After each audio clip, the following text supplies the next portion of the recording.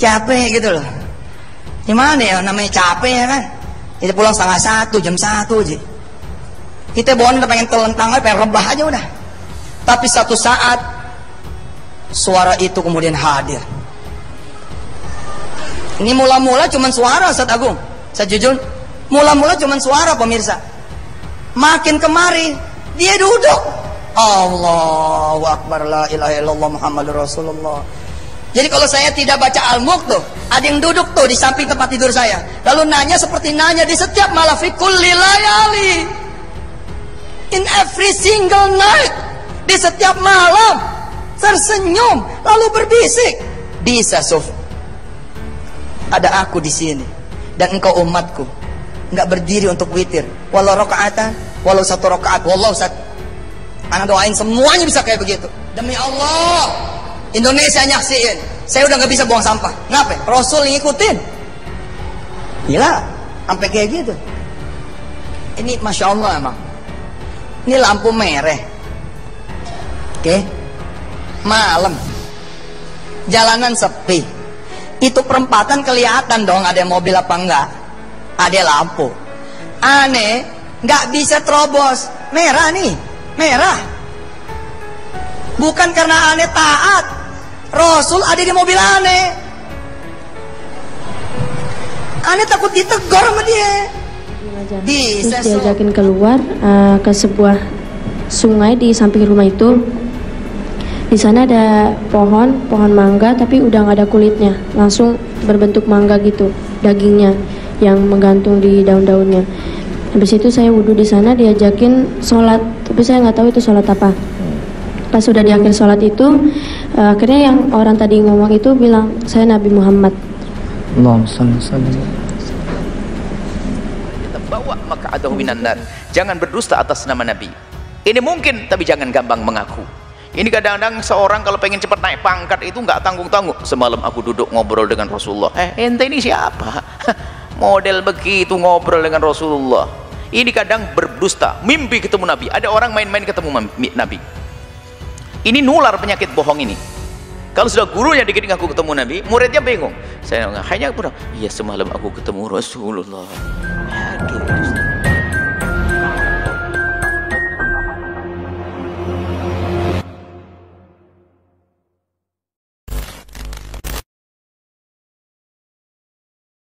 Assalamualaikum warahmatullahi wabarakatuh teman-teman. Itu tadi adalah sebuah cuplikan video dalam satu acara program Yusuf Mansur ya, dimana di situ Wirda menceritakan pengalamannya bertemu ya dengan Nabi Muhammad SAW di dalam mimpinya begitu. Dan itu pun mendapat reaksi yang beragam dari publik. Ada yang percaya tapi tidak sedikit yang meragukan kebenarannya begitu. Karena setahu saya ada sebuah kitab yang menjelaskan secara rinci, secara spesifik bagaimana ciri-ciri postur perawakan dari Rasulullah dari ujung kepala sampai ujung kaki gitu ya. Dan sayangnya ini tidak diceritakan oleh Wirda ya. Bagaimana ciri-ciri sosok yang dimilikinya tersebut, apakah memang benar itu sesuai ya dengan ciri-ciri yang dijelaskan oleh para ulama begitu. Karena memang ada sebuah hadis bahwasanya tidak ada yang mampu ya meniru Rasulullah ya, bahkan setan maupun iblis sekalipun begitu. Tetapi setan atau iblis bisa saja mengaku-ngaku sebagai nabi begitu. Dan cerita bertemu dengan Nabi ini bukan hanya disampaikan oleh Wirda, tetapi juga ayahnya Yusuf Mansur dalam satu ceramah. Di situ Yusuf Mansur mengaku tidak berani menerobos lampu merah ya, karena merasa selalu diawasi oleh Rasulullah ya. Bahkan mengatakan demi Allah bersumpah gitu ya, Rasulullah ada di dalam mobil, ada di belakang mobilnya atau di jok mobilnya begitu. Dan ada lagi Yusuf Mansur mengaku bahwasanya diawasi oleh Rasulullah ya, merasa Rasulullah itu ada di kamarnya ya.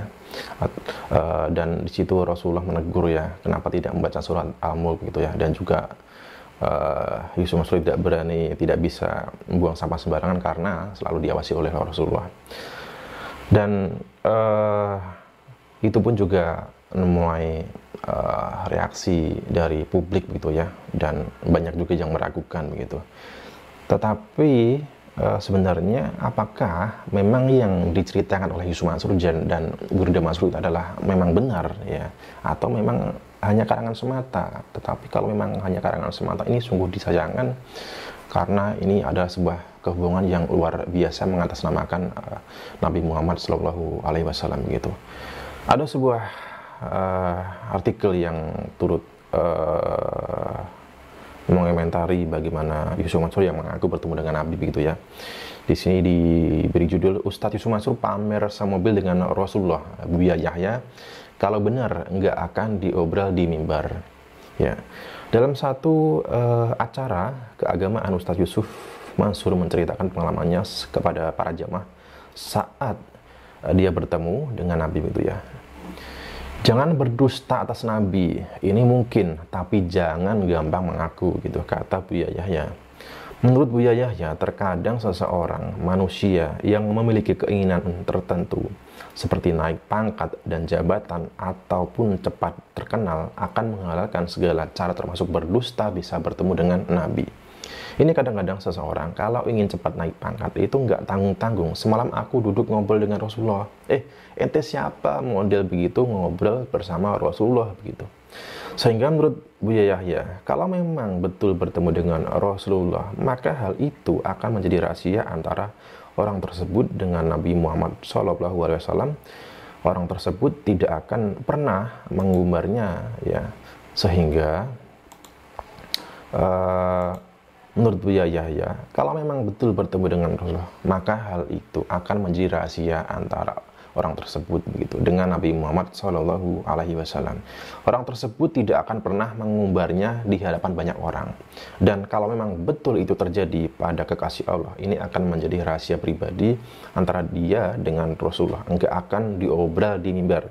Karena rahasia bertemu dengan kekasihnya takut nanti tidak bertemu lagi begitu.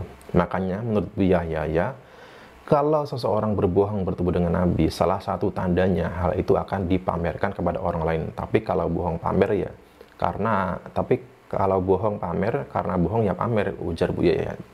Ya, di sini Buya Yahya menjelaskan bahwasanya kalau memang bermimpi bertemu dengan Nabi itu tidak perlu diombral di mimbar, itu tidak perlu diceritakan begitu. Dan salah satu tanda kalau seseorang berdusta atas nama Nabi, yaitu diceritakan ke siapa-siapa, ke mimbar. Berarti di sini secara tidak langsung menggambarkan bahwasanya yang disampaikan Wirda dan Yusuf Mansur itu bohong begitu ya, karena Yusuf Mansur dan Wirda kan menceritakan di media TV begitu. Dan memang kita patut bertanya-tanya, atau apakah memang benar ya Yusuf Mansur itu bisa bertemu dengan Rasul, apa benar Wirda bermimpi bertemu dengan Nabi ya? Kalau memang Rasul ada di dalam mimpi, kenapa tidak berada di dalam mimpi orang-orang soleh, orang-orang yang tidak pernah merugikan masyarakat, orang-orang yang tidak pernah memiliki banyak masalah dengan masyarakat begitu.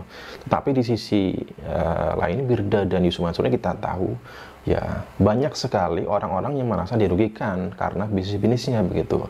Ya, misalkan banyak masyarakat yang merugi karena bisnis Wirda seperti iCoin. Ya, banyak member-member yang mengaku merugi atau tertipu dengan bisnis MAB milik Wirda ya. Banyak investor-investor, banyak jamaah ya yang mengaku merasa merugi, merasa tertipu oleh bisnis Paytrend milik Yusuf Mansur ya, patungan usaha Moyapi di batubara dan lain-lain ya.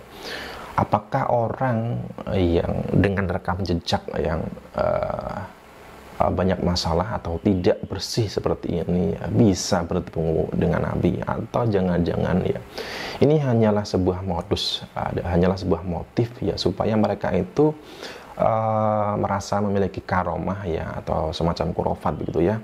Kemudian ini nanti kemudian akan diidolakan oleh jamaah, oleh banyak orang, mendapat pengikut ya. Kemudian ketika mendapat pengikut, ini dimanfaatkan untuk menjaring ya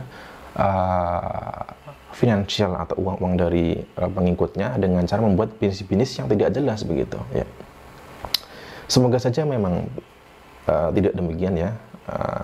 Maksud saya kalau memang apa yang diceritakan oleh Wirda dan juga Yusuf Mansur ini adalah sebuah kebohongan. Tentunya ini adalah luar biasa sekali ya, berdusta bukan hanya atas nama Allah Subhanahu wa taala, tetapi juga berdusta atas Nabi Muhammad Shallallahu alaihi wasallam gitu teman-teman. Ya, terserah teman-teman menyikapinya bagaimana, mengomentari bagaimana, apakah teman-teman ini percaya dengan apa yang diceritakan Wirda yang umur 7 tahun saja bisa bertemu dengan Nabi di dalam mimpi, dan juga Yusuf Mansur ya bertemu dengan Nabi di dalam jok mobil, di dalam kamarnya begitu ya.